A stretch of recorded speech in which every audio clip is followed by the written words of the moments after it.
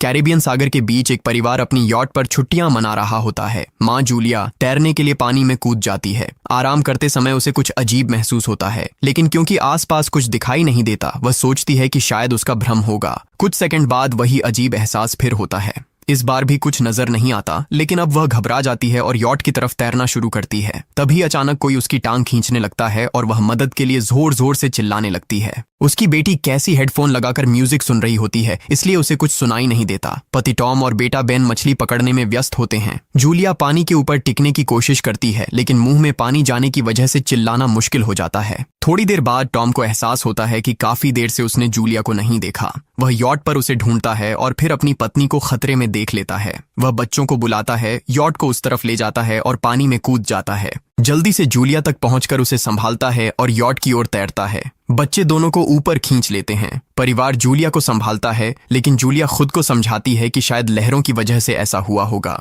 रात को सब मिलकर बेन का जन्मदिन मनाते हैं। कैसी को उसके बॉयफ्रेंड का कॉल आता है, तो वह लैपटॉप लेकर बाहर चली जाती है। वीडियो कॉल में उसका बॉयफ्रेंड दिखाता है कि शहर के ऊपर बड़े बड़े काले बादल छा गए हैं। कॉल ग्लिच होकर फ्रीज हो जाती है। कैसी यह बात परिवार को बताने आती है, लेकिन टॉम कहता है कि शायद जमीन से दूर होने की वजह से सिग्नल कमजोर है। तभी सबको एक आवाज सुनाई देती है। वे सब बाहर जाते हैं और देखते हैं कि व्हेल मछलियों का एक समूह गुजर रहा है। टॉम समझाता है कि व्हेल मछलियां हमेशा पृथ्वी के मैग्नेटिक फील्ड को फॉलो करती हैं, लेकिन जब तूफान आता है तो वे कंफ्यूज हो जाती हैं। अचानक यॉट जोर से हिलती है और बेन गिर जाता है। टॉम को चिंता होती है कि कहीं यॉट को नुकसान तो नहीं पहुंचा, इसलिए वह डाइव करके नीचे चेक करने चला जाता है। कुछ देर बाद वह सतह पर वापस आता है, लेकिन उसके कंधे पर एक बड़ा घाव होता है। जूलिया तुरंत उसका जख्म सीती है। टॉम बताता है कि पानी के अंदर उसे ऐसा लगा जैसे उसके पीछे कोई बहुत बड़ा जीव था, लेकिन जब उसने मुड़कर देखा तो प्रोपेलर से कट लग गया। वह कहता है कि जो भी चीज थी बहुत बड़ी थी। टॉम को यॉट पर काफी नुकसान दिखाई देता है, इसलिए उन्हें मदद बुलानी पड़ती है।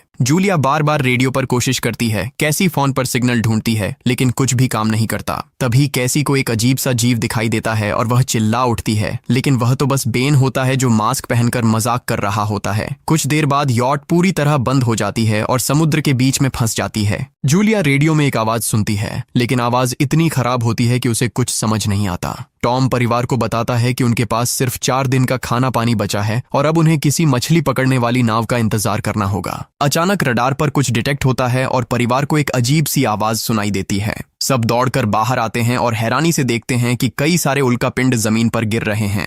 जहां जहां उल्कापिंड गिरते हैं वहां बड़े धमाके होते हैं। एक उल्कापिंड पानी में उनके पास गिरता है तो टॉम तुरंत यॉट को चलाने की कोशिश करता है। इंजन मुश्किल से चलता है, लेकिन तभी एक और उल्कापिंड उस इलाके को हिट करता है। परिवार डर के मारे एक दूसरे को कसकर पकड़ लेता है। तभी टॉम को समझ आता है कि जो आग के गोले गिर रहे हैं वे उल्कापिंड नहीं बल्कि सैटेलाइट्स हैं। उसी वक्त बेन देखता है कि यॉट से धुआं निकल रहा है। टॉम चेक करता है और कंफर्म होता है कि इंजन खराब हो गया है। हवा तेज होने लगती है तो फैमिली यॉट के अंदर छुप जाती है, बिना ये नोटिस किए कि कंपास बहुत तेजी से घूम रहा है। यॉट जोर जोर से हिलने लगती है। बेन फिर से गिर जाता है और इस बार उसे चोट भी लग जाती है। लहरें तेजी से यॉट से टकरा रही होती हैं। टॉम स्ट्रगल करके बाहर जाता है और लाइफ जैकेट्स लेकर आता है। तभी पावर चली जाती है। टॉम तुरंत पावर बॉक्स का बटन प्रेस करता है और लाइट वापस आ जाती है। उस वक्त बेन नोटिस करता है कि जूलिया की नाक से खून बह रहा है। जूलिया को चक्कर आने लगते हैं, जबकि कैसी सिंक पर जाकर उल्टी कर देती है। टॉम रेडियो ट्राई करता रहता है पर सिग्नल नहीं मिलता। अचानक एक तेज हाई पिच्ड नॉइज आती है और हवा और भी स्ट्रांग हो जाती है। जूलिया दरवाजे बंद करने की कोशिश करती है, पर एक हैच खुल जाता है और हवा खिड़कियां तोड़ने लगती है।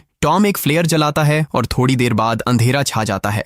अगली सुबह फैमिली शॉक में उठती है कि वो स्टॉर्म से बच गए हैं, लेकिन यॉट आधी तबाह हो गई होती है। जब वो बाहर आते हैं तो देखते हैं कि समुद्र का पानी गायब हो गया है और यॉट अब जमीन पर अटकी है। सब ये देखकर शॉक में आ जाते हैं। कैसी सिग्नल चेक करती है पर नेटवर्क बिल्कुल डाउन होता है। बेन 2 मरे हुए केकड़ों से खेलने लगता है। टॉम कंपास चेक करता है और देखता है कि वो उल्टा हो गया है। ये आखिरी बार 7 लाख साल पहले हुआ था। कैसी को लगता है कि उसका बॉयफ्रेंड मर गया होगा और वो टूट जाती है। जब जूलिया उसे समझाने आती है तो कैसी उसे दूर कर देती है और छुपने चली जाती है। जूलिया और टॉम बची हुई सप्लाईज देखते हैं। बेन अपने बर्थडे बलून्स एक पत्थर से बांध देता है ताकि शायद कोई बचा हुआ सर्वाइवर देख ले। टॉम फिर रेडियो ट्राई करता है और इस बार एक आदमी से कनेक्शन हो जाता है। उसका नाम नाव होता है और वो एक सबमरीन का कैप्टन होता है। उसकी सबमरीन भी लैंड पर अटक गई है। वो कंफर्म करता है कि मैग्नेटिक पोल्स रिवर्स हो गए हैं, इसलिए ओशन पीछे हट गया है और जमीन डूब गई है। वो कहता है कि उसने अभी तक और सर्वाइवर्स नहीं देखे और कम्युनिकेशन सिस्टम सिस्टम्स बिल्कुल डाउन हो गए हैं। वो मजीद ये भी कहता है कि पोल्स फिर रिवर्स होंगे और शायद एक हफ्ते में समुंदर वापस आ जाएगा।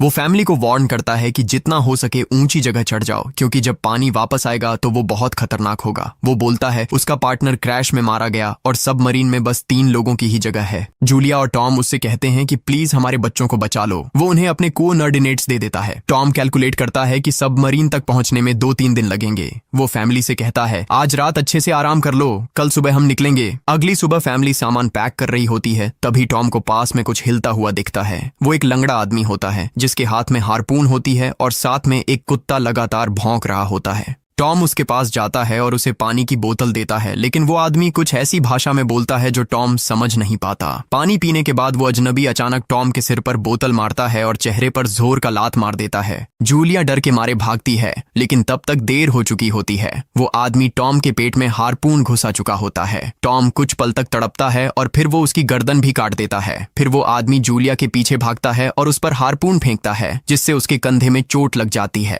जूलिया दर्द सहते हुए यॉट के अंदर भागती है और बच्चों को बोलती है कि छुप जाओ। वो दरवाजा लॉक कर देती है। कैसी और बेन सोफे के अंदर घुस जाते हैं। जूलिया उन्हें फ्लेयर गन पकड़ाती है और खुद एक चाकू लेकर बाथरूम में छुप जाती है।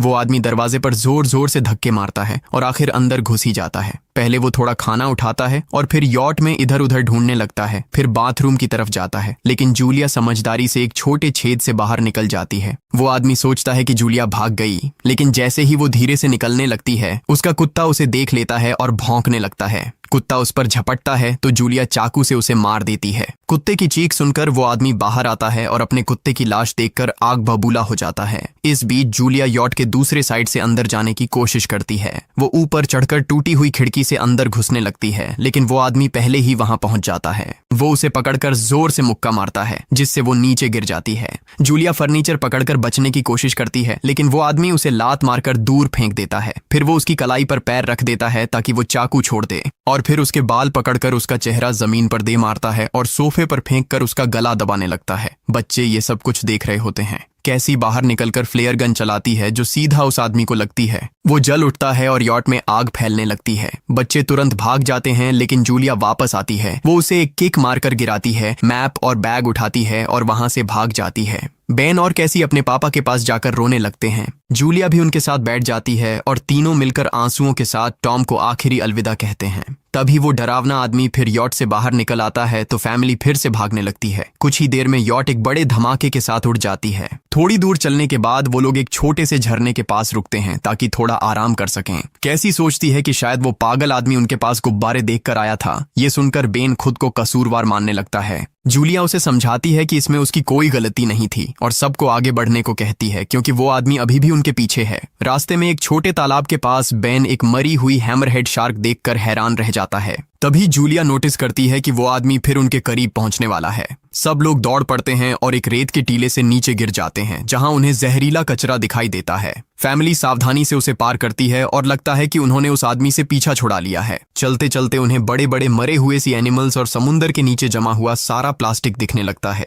बेन धीरे धीरे चलने लगता है तो जूलिया समझ जाती है कि वो डिहाइड्रेशन के करीब है। वो सबको रुकने को कहती है। जब वो पानी की बोतल देखती है तो उसे झटका लगता है। बोतल में पानी लगभग खत्म हो चुका होता है। कैसी को एहसास होता है कि शायद उसने बोतल ठीक से बंद नहीं की थी। जूलिया गुस्से में चिल्लाती है कि उसकी लापरवाही की वजह से पानी खत्म हो गया। कैसी जवाब देती है, क्या फर्क पड़ता है, वैसे भी हम बचने वाले नहीं हैं। दोनों के बीच लंबी बहस होती है, फिर भी फैमिली आगे चलती रहती है। कुछ देर बाद उन्हें एक क्रैश हुआ प्लेन मिलता है। अंदर कुछ हिलता डुलता देख सब डर जाते हैं, लेकिन वो सिर्फ कुछ पक्षी होते हैं। फैमिली तय करती है कि रात यहीं प्लेन के अंदर गुजारेंगे। वो थोड़ा सा स्नैक शेयर करते हैं और जूलिया को टॉम की जैकेट में एक फैमिली फोटो मिलती है, जिसे देखकर उसका दिल टूट जाता है। कैसी पूछती है, मॉम आप और डैड की लव स्टोरी क्या थी? जूलिया मुस्कुराकर बताती है, टॉम हॉस्पिटल में मेरा पेशेंट था। फिर एक दिन उसने फूल और एक प्यारी सी कविता देकर अपना प्यार जताया था। रात के बीच में कैसी प्लेन से बाहर जाती है। तभी वो डरावना आदमी उसे पीछे से पकड़ने की कोशिश करता है, लेकिन जूलिया अचानक पीछे से उस पर टूट पड़ती है और बार बार चाकू से वार करके उसे मार देती है। कैसी अपनी माँ को गले लगाकर शांत करती है। अगली सुबह उस आदमी की लाश पर कीड़े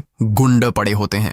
फैमिली नोटिस करती है कि उसके शरीर पर कई काटने के निशान हैं, मतलब इस एरिया में कोई खतरनाक जीव छिपा हुआ है। जैसे ही वो लोग वहां से निकलते हैं, केकड़े उसके मुंह से बाहर निकल आते हैं। कुछ घंटों बाद जूलिया और कैसी मैप देख रही होती हैं, लेकिन बेन धीरे से आगे निकल जाता है। जूलिया चिल्लाती है, रुक जाओ, लेकिन बेन एक तालाब में झुककर पानी पीने लगता है। जूलिया तुरंत उसे खींचकर बाहर निकालती है और समझाती है कि अनजान पानी उसे बीमार कर सकता है। धूप बहुत तेज हो जाती है तो फैमिली अपने सिर कपड़ों से ढक लेती है। बेन को चक्कर आने लगते हैं। तभी उन्हें कुछ पुराने कुर्सियां मिलती हैं और जूलिया कैसी उनसे एक टेम्पररी शेल्टर बना लेती हैं। जूलिया बेन को इंजेक्शन लगाती है और तय करती है कि वो रात वहीं बिताएंगे। सुबह जूलिया एक अजीब सी आवाज सुनकर उठती है।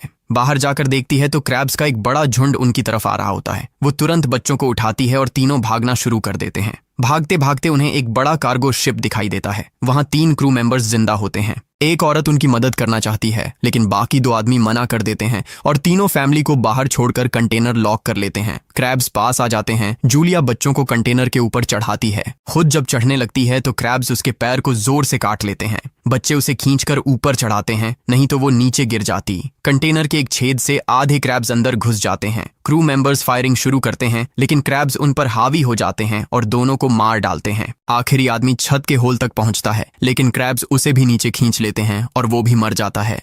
जूलिया अपने जख्म पर पट्टी बांधती है और बेहोश हो जाती है। कुछ देर बाद जब वो उठती है तो खुद को रेत के तूफान के बीच अकेली पाती है। वो घबराकर बच्चों को ढूंढने लगती है। एक मरी हुई औरत का हथियार उठाती है और जोर जोर से चिल्लाती है। कैसी उसकी आवाज सुनकर लौट आती है और बताती है कि वो और बेन मदद ढूंढने गए थे लेकिन कोई नहीं मिला। फिर दोनों बेन से मिलते हैं जिसे एक खुला कंटेनर मिलता है जहां वो तूफान खत्म होने तक रुक सकते हैं। जूलिया टॉम का लाइटर निकालती है और अपने जख्म को जलाकर बंद करती है जो बेहद दर्दनाक होता है। तूफान थमने के बाद उन्हें एक और कंटेनर मिलता है जिसमें बहुत सारी पानी की बोतलें होती हैं। बॉडीज चेक करते वक्त उन्हें एक रेडियो और एक गन भी मिलती है। जूलिया नाव से संपर्क करती है और बताती है कि मैप खो गया है। इस पर नाव बताता है कि उन पर आर्थ्रोपॉड्स ने हमला किया था, वो अब इसके जीव हैं जो ऑक्सीजन की वजह से पूरी तरह पागल हो चुके हैं।